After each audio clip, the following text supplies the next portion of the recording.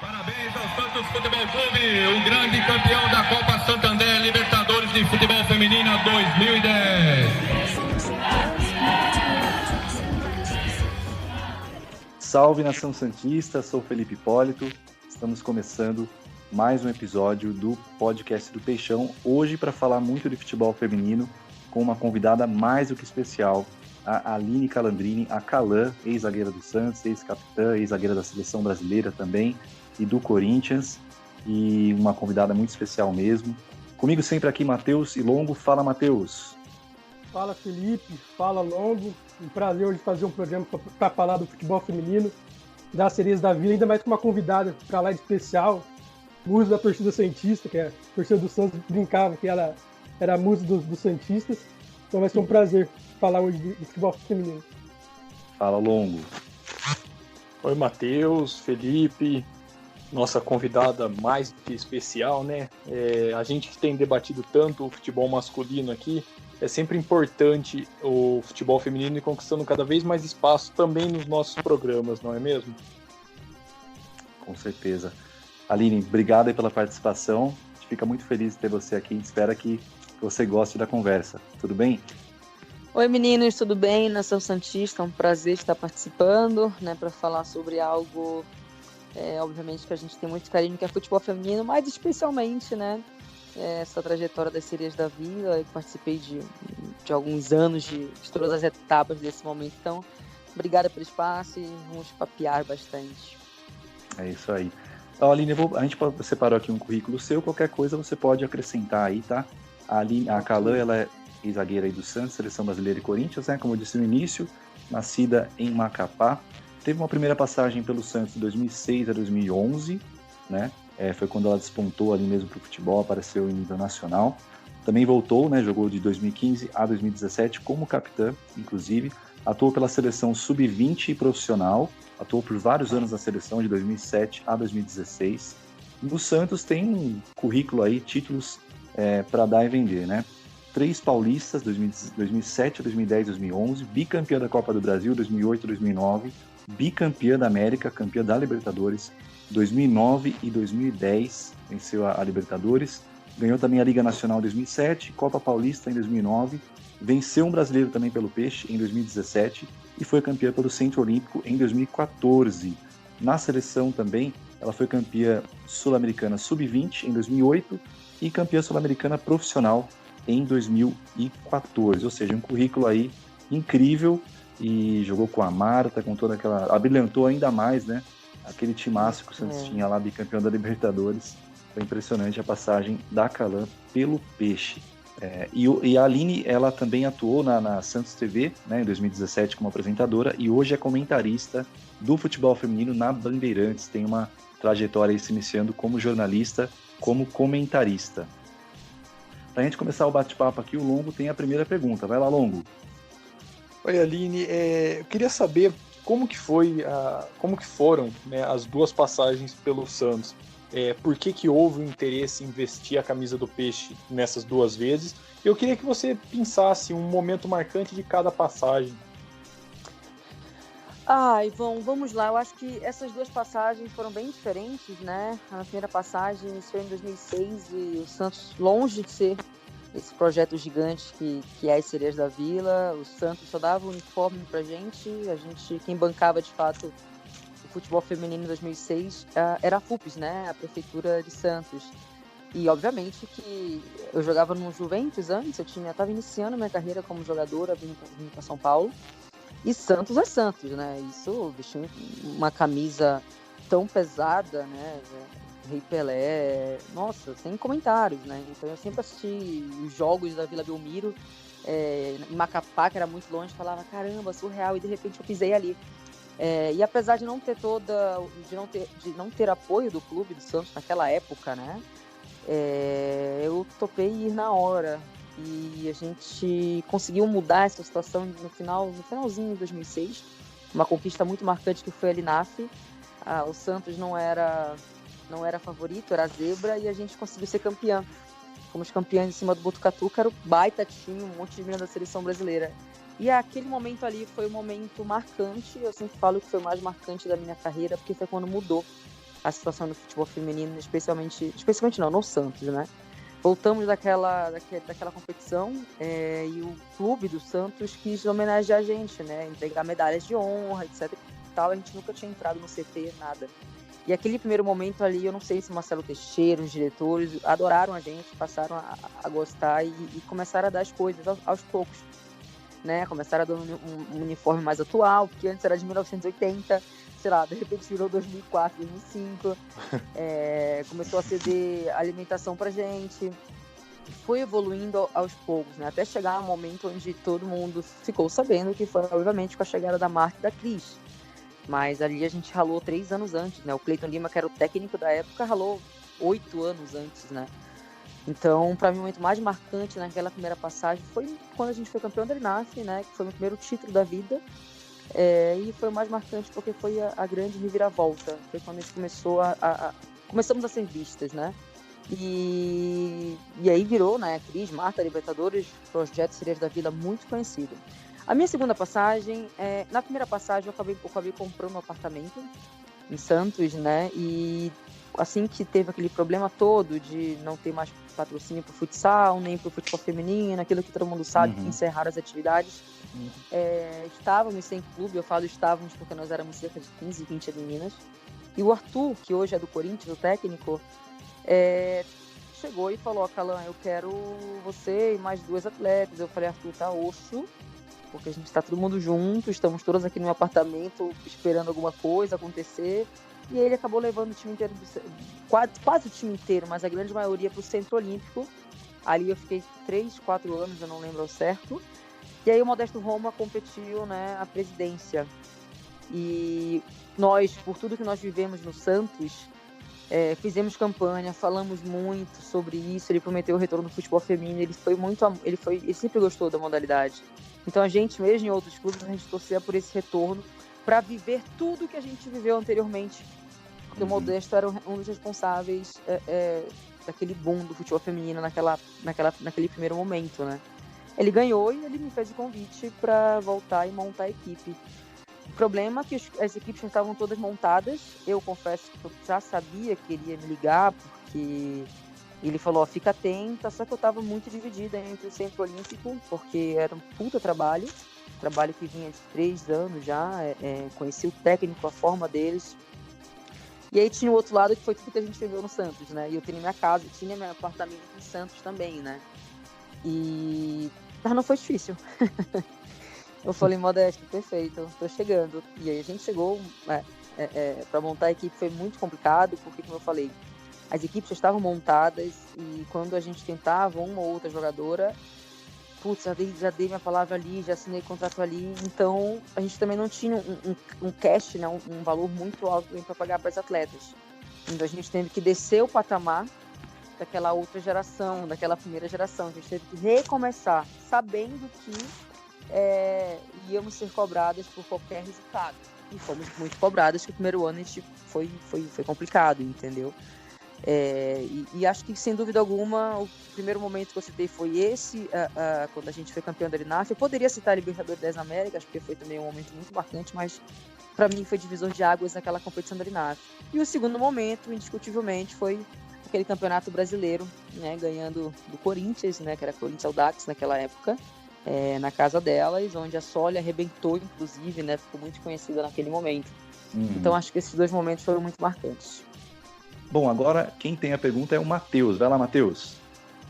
Então, Aline, vou fazer 2 perguntas para você, 2 em uma. Você, as meninas do Santos, da Sereias, né, as mais antigas, são muito ligadas ao Marcelo Teixeira, ao Modesto Roma, por tudo que eles fizeram pela modalidade. Então, o que você viu de mudança, apesar de você não estar mais lá, na gestão do PES, você acha que o Santos evoluiu ou regrediu na parte física, na parte de estrutura, de condições que dá para as meninas? E uma segunda pergunta, você falou do título, que foi muito marcante, ganhar do Corinthians Audax, você estava machucado. Eu lembro que você teve uma lesão gravíssima, ficou acho que 6 meses parado. Então, como que foi para você assistir aquele título de fora, né? Longe dos gramados?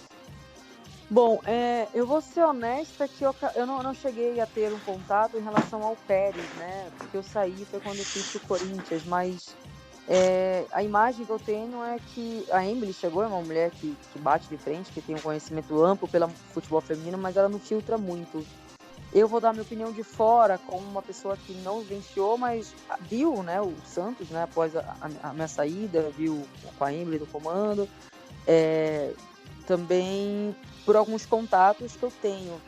Eu acho que ficou descuidado a nossa modalidade, sem dúvida alguma. Acho que quando a gente tinha Modesto ali, apesar de ser presidente, mas a gente conseguia chegar mais facilmente a ele, pedir algumas coisas, e muitas vezes ele dizia não, muitas vezes ele dava para fazer, ele ajudava, porque ele sabia as dificuldades todas. O Marcelo Teixeira foi um cara que nunca deu muito espaço para a modalidade, mas porque tinha o Modesto por trás. Né? O presidente era o Marcelo Teixeira, que também a gente se deu muito bem com ele, a gente tinha um contato muito próximo.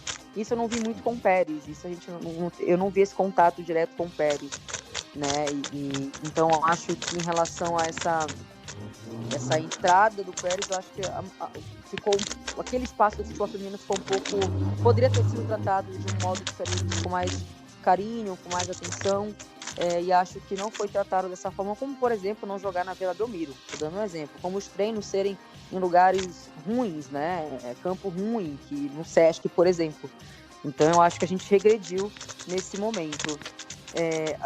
Sobre a conquista do Campeonato Brasileiro, foi um momento muito difícil para mim, em cima do Corinthians, porque eu vinha de uma lesão, né, e foi um momento difícil para mim, porque eu fiquei 6 meses sem jogar inicialmente, mas até então eu tive uma outra lesão em seguida. Então, ao invés de eu ficar 6 meses sem jogar, eu acabei ficando 2 anos sem jogar. Então, foi um momento, sem dúvida alguma, mais difícil na minha carreira. Inclusive, eu sempre falo que foi ali que eu comecei a colocar em prática o meu segundo plano, né, que é ser jornalista. Sempre esteve em prática, mas priorizando o jornalismo. Eu nunca priorizei o jornalismo, sempre priorizei o futebol. E então essas 2 lesões seguidas que me deixou 2 anos afastada foi um divisor de águas também. Foi quando eu comecei a falar, não, a minha prioridade agora vai ser o jornalismo. E aí foi quando eu priorizei o jornalismo. Foi difícil, não foi fácil. O momento em que eu me lesionei 2 vezes seguidas foi um momento da minha vida indiscutivelmente triste. Eu vivia deprimida, vivi mal, até eu traçar outros objetivos, foi quando eu acordei. Calan, e as dificuldades, né, que você percebe hoje, porque a gente está num momento grave, né, de pandemia, não tem como, tudo parou praticamente, né? Como que você pensa que o futebol feminino tem enfrentado isso, desafios por conta dessa pandemia? Como que você avalia isso? Infelizmente, eu sempre falo que o momento que a gente viveu ano passado na Copa do Mundo foi extremamente especial, algo que eu particularmente nos meus 15 anos, 16 anos de futebol feminino, eu nunca vi o que aconteceu. Junto com essa Olimpíada que seria esse ano, eu acho que seria perfeito. Eu acho que nós teríamos uma visibilidade tamanha, né? Então, eu acho que a modalidade ia crescer aqui no Brasil de um jeito inexplicável, né? E aí tivemos esse problema da pandemia e, infelizmente, eu acho que a gente pode acontecer, sim, de regredir, ou estagnarmos, né? Até porque existe uma situação financeira complicada que vem acontecendo, né? Tem, por exemplo, o Corinthians que tá devendo, né? Tá faltando algumas coisas para as atletas em relação ao salário. Outros clubes do Flamengo diminuem o salário. Então, infelizmente, outros clubes não conseguirão pagar as atletas. E, então, eu acho que o que era para ser um grande ano, né, para nossa modalidade, um ano sofrido, vai estagnar, né? ou vamos andar para trás. Exatamente, vamos andar para trás. Então é uma nota muito complicada, triste, né? E a gente não sabe o que pode acontecer. O Paulista está aí conversando com uma outra. Tem time que vai desistir do Paulista por não conseguir manter, né, as atletas. Então eu acho que é um ano complicado, está sendo um ano muito complicado. Enfim, fora que a gente não sabe quando vai voltar, né? E do jeito que tá, não tem condição alguma. Sem nenhuma segurança para os atletas, nem para a comissão técnica, para ninguém, né? Exatamente. Vai lá, Longo, vamos lá. E a gente tem esse contexto todo difícil por conta da pandemia e tal. E como que o futebol feminino ele pode avançar no Brasil? que medidas assim que podem ser efetivamente feitas, mesmo nesse cenário tão que nesse futuro que aparenta que vai ser bastante difícil, o que pode ser feito para melhorar o futebol feminino aqui no Brasil? O que falta? Bom, estamos inicialmente com um problema de calendário, até então de calendário, né, que pode ser um problema, mas aí até então dá, por exemplo, a Federação Paulista mudar a forma da competição. Né? Então isso dá da Federação Paulista mudar, dá para a CBF mudar. Existem prioridades, né, que é Conmebol, a CBF e federações. Então isso aí é uma reunião que eles vão ter para decidir a forma que vai ser. Mas de um modo geral, eu sempre falo que quanto mais competição, por exemplo, para a categoria de base, excelente. Né? Porque elas precisam jogar, elas precisam estar ativas, elas precisam ter onde treinar, elas precisam ter, enfim. Então, acho que o desenvolvimento da categoria de base é fundamental e primordial, não só nesse momento da pandemia, mas no contexto geral da modalidade no país. Né? Então, assim, a gente tem um Campeonato Paulista que deveria ter, isso estou falando do adulto, né? Um brasileiro, né, A1, que estava acontecendo, e tem Libertadores. Como que vamos colocar isso tudo aí em 6 meses, né, em 5 meses? Não sei. Mas a forma que vai ser feita, né, e aí eu falo tanto do adulto como da categoria de base, é importante ser estudado, entendeu? Porque aí a gente não deixa nem as meninas mais novas, a categoria de base, nem o adulto. Mas, de um modo geral, a fomentar categoria de base, para mim, vai ser primordial para o desenvolvimento da nossa modalidade. O que acontece é que muitas meninas jogam futebol, por exemplo, assistem um Mundial, assistem uma Olimpíada, assistem um Pan-Americano, e olha, por exemplo, a Erika Nazaga, quer ser como a Erika. Aí a menina quer jogar em algum lugar, aonde que eu vou jogar? Aqui no bairro não tem uma escolinha. Que clube tem aqui? Eu vou ali no Bragantino, não tem futebol feminino. Eu vou ali no, sei lá, São João, não tem futebol feminino. Então, a gente precisa disso para que a gente tenha um futuro realmente da modalidade no país, né? Quanto mais clubes, espaço para as meninas atuarem, é o futuro. É o que vai acontecer, é o que a gente vai conseguir tirar. A gente não viu ainda nenhuma Marta, nenhuma Cristiane, nenhuma Formiga, por exemplo. Mas cadê?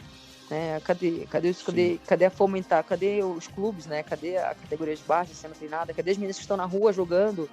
Né? Porque elas realmente precisam desse espaço para poder atuar. Isso aí, Matheus, tem mais uma pergunta. Diga lá, Matheus.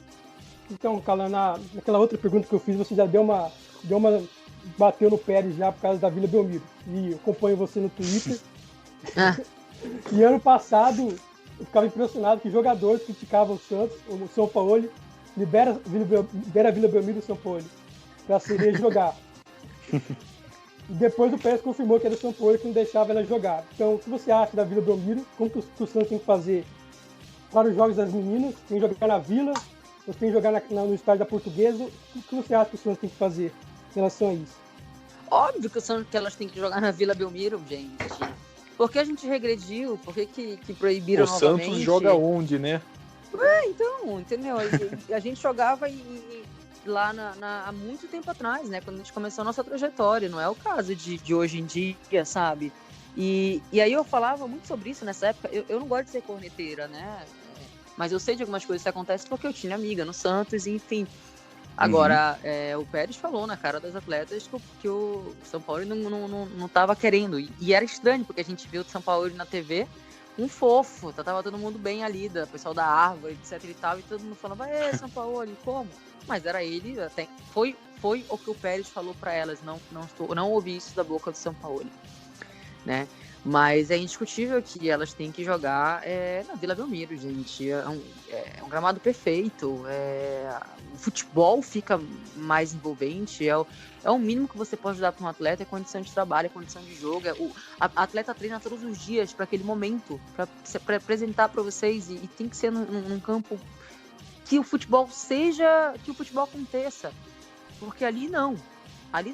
Agora, por exemplo, se eles reformarem e virar um tapete como a Vila Belmiro, tudo bem, ok, beleza, entendeu? Agora, o estado do gramado é vergonhoso. Sabe? Então, assim, eu acho que dá para organizar perfeitamente, dá para incluir o futebol feminino ali naquele campo, ou reforma, né, a Briosa ali, a Portuguesa, e faz, de fato, um espaço justo para que tanto elas quanto as meninas consigam jogar realmente no campo onde você consiga colocar em prática aquilo que você vem treinando, né? Então, adendo, Felipe. Diga lá, Matheus. Eu assisti as finais do Paulistão ano passado, né? São Paulo e Corinthians, um jogo no Morumbi, outro no estádio de Itaquera. Então é outra coisa, né? Gramado, torcida. O jogo dá um brilho pro jogo, né? E até espaço para treino também, né? Exato. E fora isso tudo, assim, você vai assistir o jogo, por exemplo, esse ano os jogos foram lá, né? Lá na Portuguesa. Você não consegue assistir, você não tem a mínima estrutura nem para assistir, assim, isso eu da minha casa, não lá, tá? Isso eu aqui, porque eu tô aqui à tarde, eu quero ver o jogo do Flamengo, do Santos contra o Flamengo. Meu, não dá para assistir, a bola é ruim, até a gravação é ruim, sabe? Até você conseguir ter a leitura de que aqui, de escanteio, a bola... eu acho uma vergonha, eu acho que eu falo que foi uma regressão, sabe? Existe uma camisa também, né? Tudo isso e não está sendo respeitado, né? Da forma adequada, né? Pois é. Na sua opinião. Bom, mudando um pouquinho agora o assunto, Calan, em relação a perspectivas, né? Não sei se você já pensou, eu sei que hoje você está bem aí como comentarista, já pensou também em ser treinadora, cogitou isso em algum momento, tem algum plano imediato aí, algum projeto imediato que você tem em mente para sua carreira? Nesse caso ali, próximo das 4 linhas, não. Eu vou ser muito honesta, inclusive. Enquanto eu estava jogando futebol, eu não assistia futebol na TV. Eu ia, né? Eu jogava, etc. Mas eu não assistia um jogo. Eu só assistia a final de campeonato, quando era clássico, alguma coisa, porque senão eu não assistia. Porque eu acho que foi muito, muito tempo ali fazendo aquilo todo dia que... Quando eu tava fora, pra mim tinha que ser um momento de entretenimento, um momento pra eu ficar à vontade. E aí eu passei a ser jornalista, comentarista e ser uma voz na modalidade, eu mudei completamente. Eu tenho que assistir tudo, não só de futebol feminino, né, como futebol masculino. Eu tô no intensivão aqui vendo futebol internacional, que eu não tinha o hábito, por exemplo, entendeu? Porque eu não, na minha época como atleta, não. Então eu não me vejo atuando dentro das 4 linhas, não me vejo, não. Acho que já atuei 15 anos ali dentro, está de bom tamanho. Muita gente me pergunta sobre essa questão de gestão. Não descarto, mas não penso. Eu prefiro hoje ser mais, estar divulgando, sabe, o nosso esporte, a nossa modalidade, ser uma voz, né, do que de fato colocar a mão na massa ali como eu colocava antes. Entendi. Fala lá, Longo, mais uma questão do Longo, diga lá. E qual é o principal desafio que você está encontrando agora como comentarista? É isso de ter que assistir os jogos que você não assistia antes ou tem mais alguma coisa? Não. Acho que não, porque eu tenho um horário tranquilo até, né? Eu trabalho muito menos do que eu trabalhava quando eu jogava. O meu trabalho é muito em casa, em ter que estudar, em ter que buscar coisas, em se preparar. Antes dessa pandemia, eu assistia a todos os jogos da competição. Por exemplo, eu sempre transmito dia de domingo os jogos, né? Aí tinha jogo segunda, tinha jogo quarta, quinta. Eu buscava assistir pelo menos os principais jogos, né? Pra estar por dentro do que está acontecendo, da modalidade. Mas acho que desafio...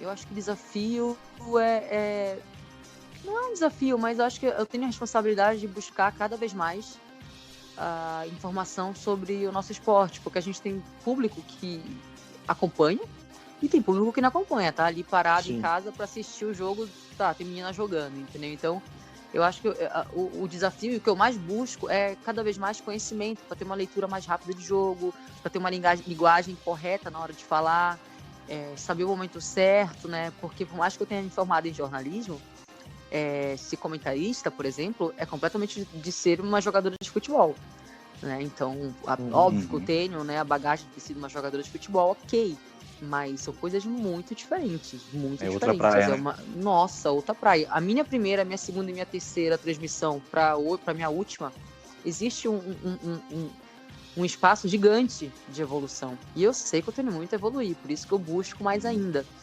Entendeu? Então, apesar de ser jornalista e jogador de futebol, são coisas completamente diferentes. É isso aí. Fala lá, Matheus.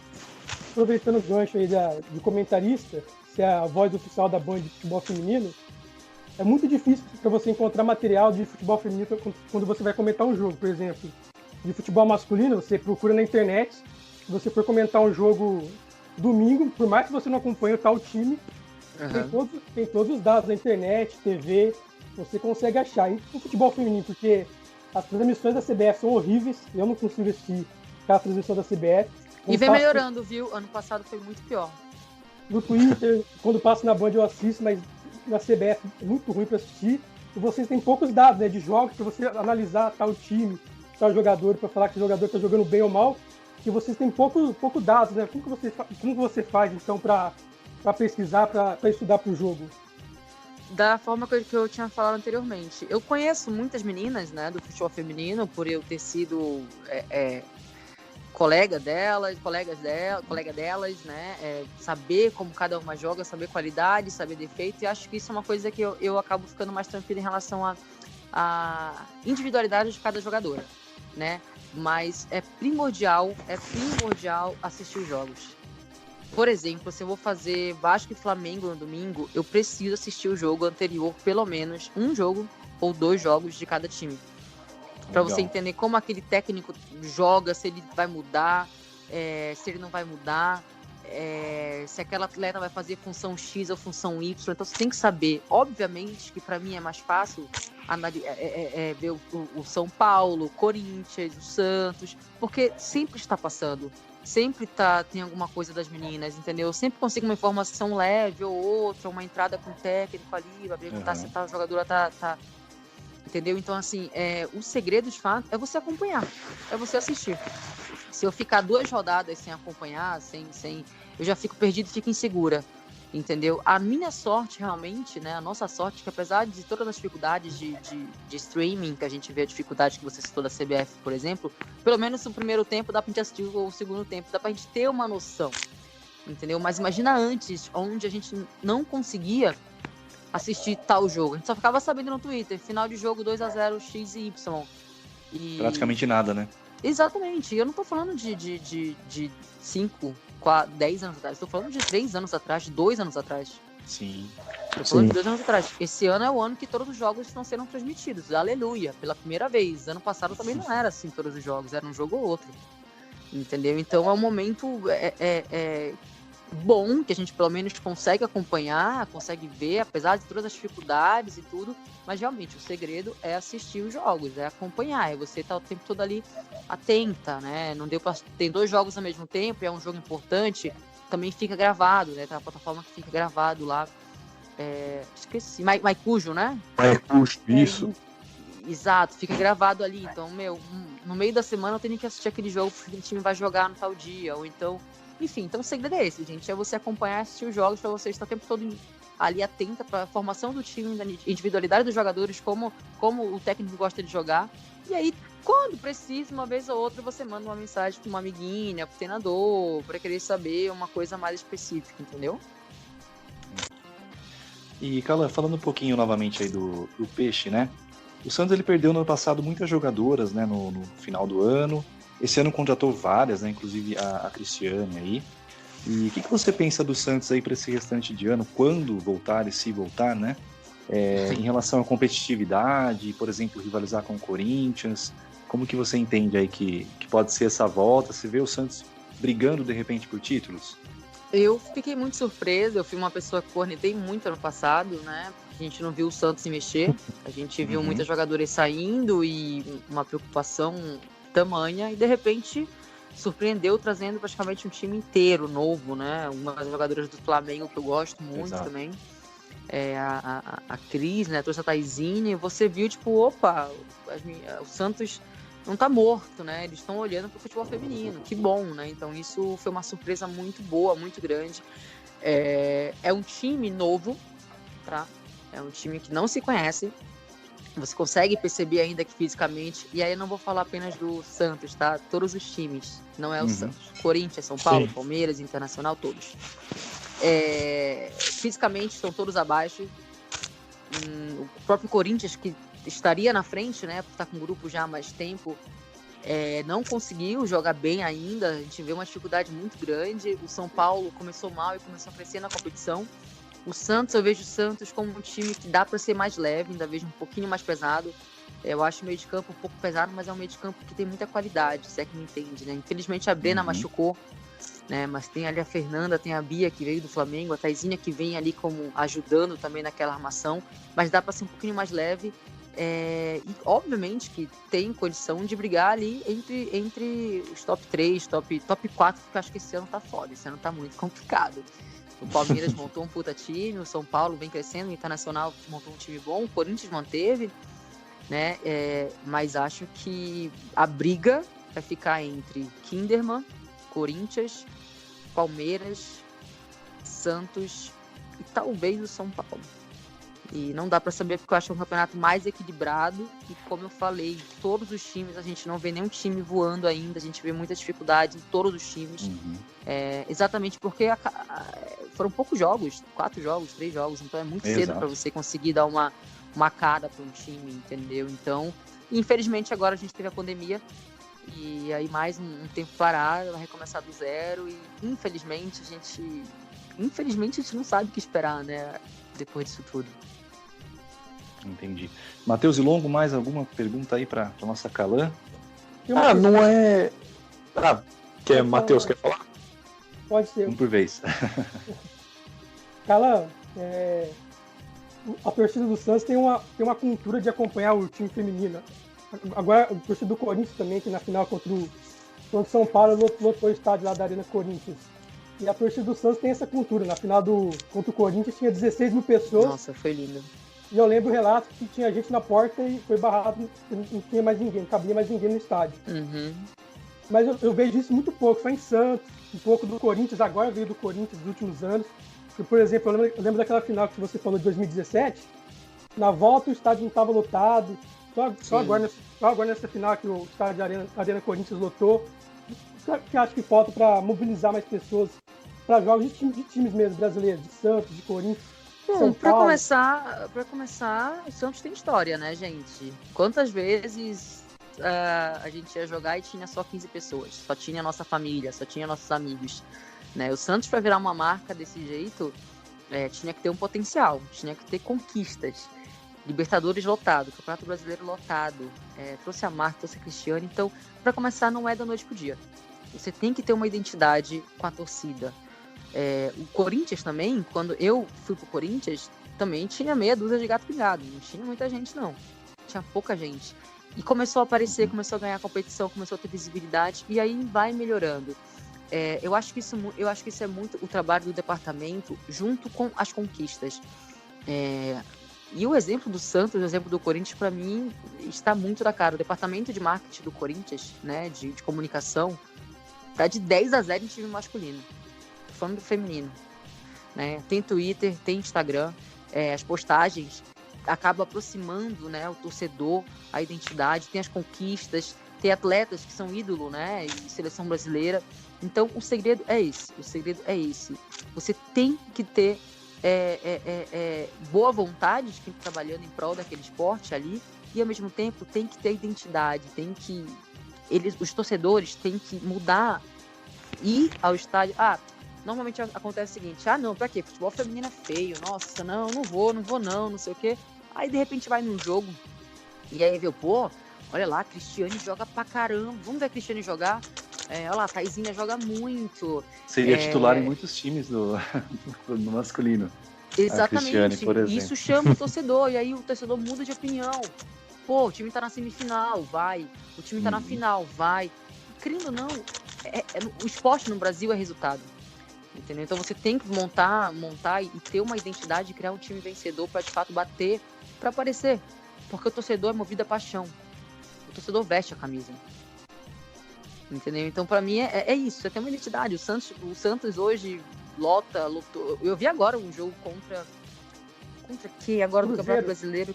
Putz, olha a festa linda que tava lotado, gente. Lotado assim, aquele lado todo lotado, sabe? Porque chamaram. Pessoas, eu acho. colocaram placas, colocaram faixa, fizeram fizeram coisa legal de distribuição no WhatsApp, chamaram no Instagram. E aí entra essa boa vontade, o marketing, né? O jeito que você faz. É isso, não adianta ter um jogo X e o Instagram só chamar uma vez e não fazer nenhuma ação. Tem que fazer ação. É um bom produto. Tem que ter essa boa vontade, entendeu? E obviamente, né? Isso é agregado a resultados positivos, aí não tem como. Eu acho que voa. É o mix necessário, né? Exato. Diga lá, Matheus. O Matheus chamou. Só uma coisa, em 2017, eu conversando com o Santista, muita gente não acompanhava o time feminino, mas ouvi falar da Solly James. Nossa, essa Solly James faz gol pra caramba, né? Nossa, faz gol. Então isso atrai a pessoa. Vou no estádio pra ver essa Solly jogar. Exatamente.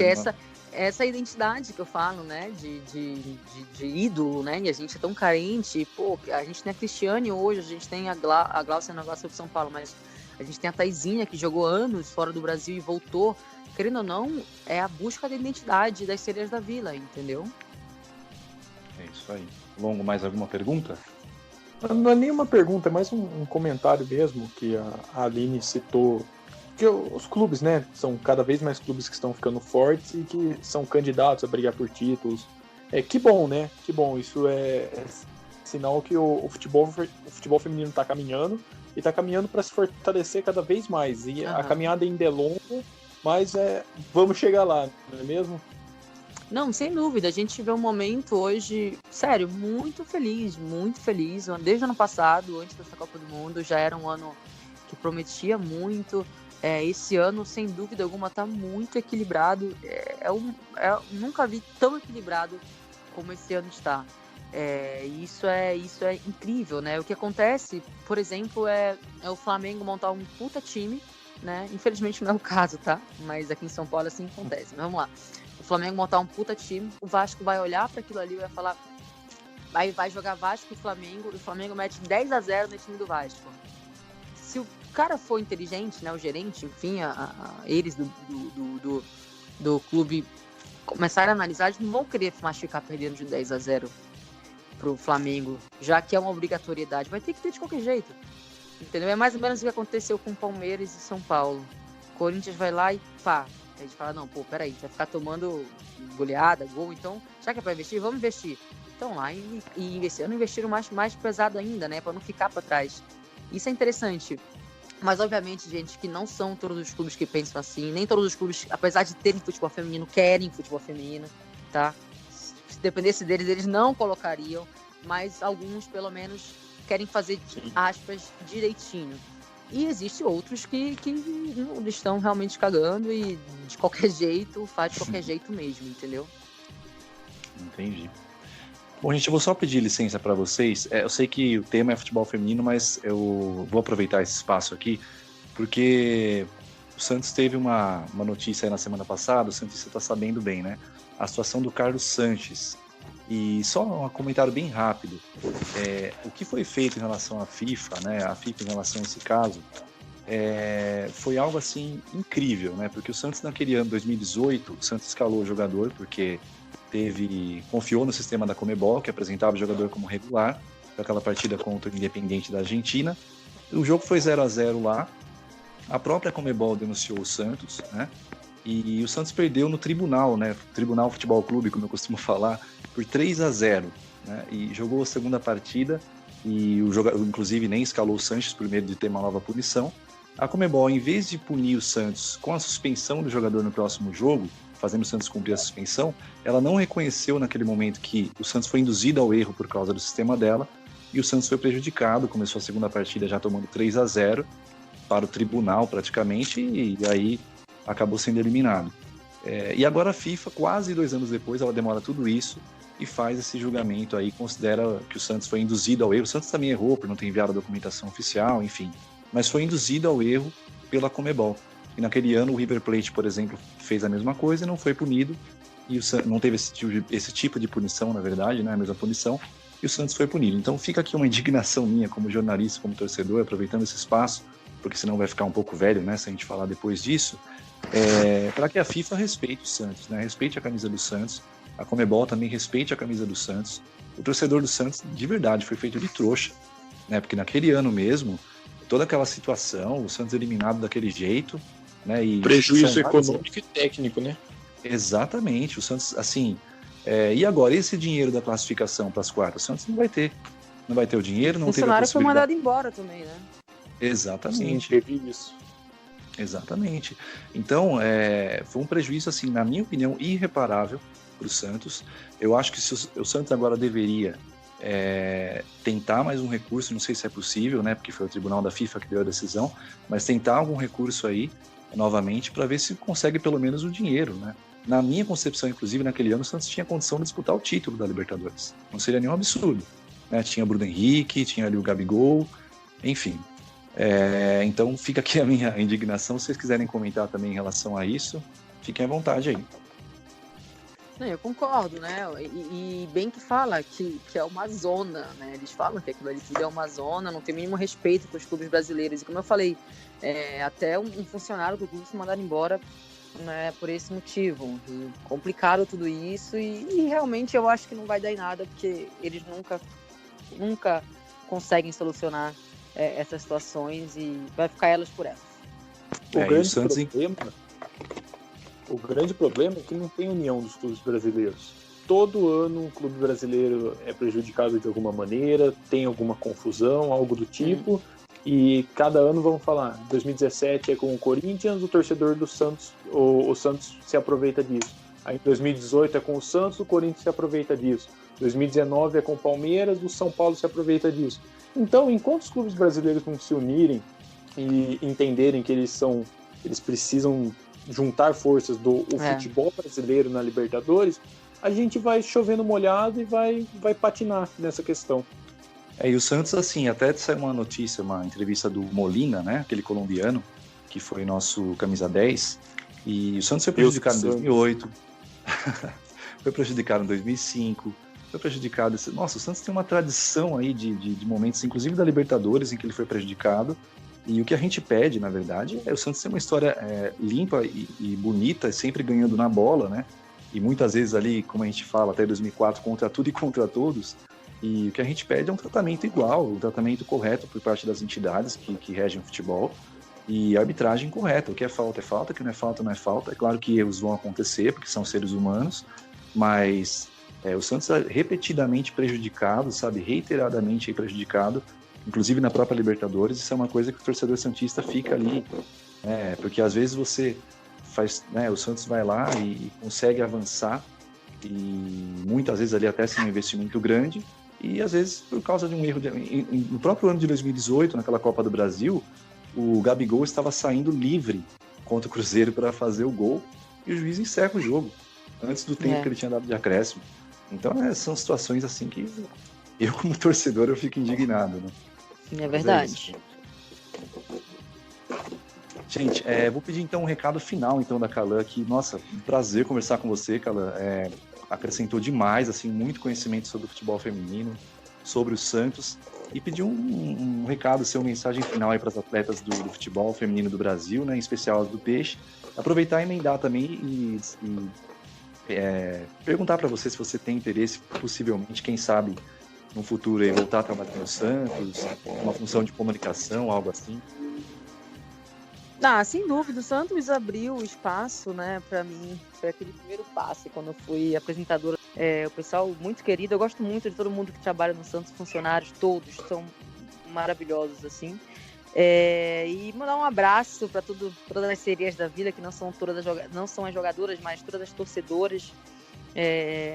A gente sabe a dificuldade que é de mulher no estádio, mulher jogando, mas que eu acho muito lindo, né, a torcida santista, as meninas santistas vão, acompanham e falam, e que que a gente consiga resgatar novamente esse DNA das sereias da Vila, que acho que é muito forte, sem dúvida alguma, o maior projeto brasileiro, tem a identidade e, sem dúvida alguma, é um espelho para todos os outros clubes. É isso. Matheus, uma última mensagem aí, se você puder também reforçar aí as redes sociais do podcast do Peixão, por favor. Foi um prazer fazer o programa hoje com a Calan, com vocês dois que estão sempre comigo. E o podcast do Peixão está no Instagram, né? É só acessar lá, podcast do Peixão. E também tá no Twitter, podcast do Peixão, que a gente posta todo o nosso conteúdo lá. E esse episódio que ficou muito bom com a Calan vai estar em breve no ar. É isso aí, Longo, um último alô seu. Calan, foi uma honra. Muito bem, agradecer pela entrevista, muito obrigado. Felipe, Matheus, até a próxima. É isso aí, gente. Só reforçando também, né, que vocês possam acompanhar aí as torcedoras, como a Calan Menguista Sereias também, podem comentar, cornetar à vontade, mandar sugestões pra gente, inclusive de novos entrevistados. Te agradeço demais a Calan novamente, foi uma honra receber a Calan aqui. E reforçar, claro, né, se você puder, fique em casa, tome todos os cuidados de higiene, para que essa pandemia passe o quanto antes. É isso, gente, um grande abraço e até a próxima. Beijo!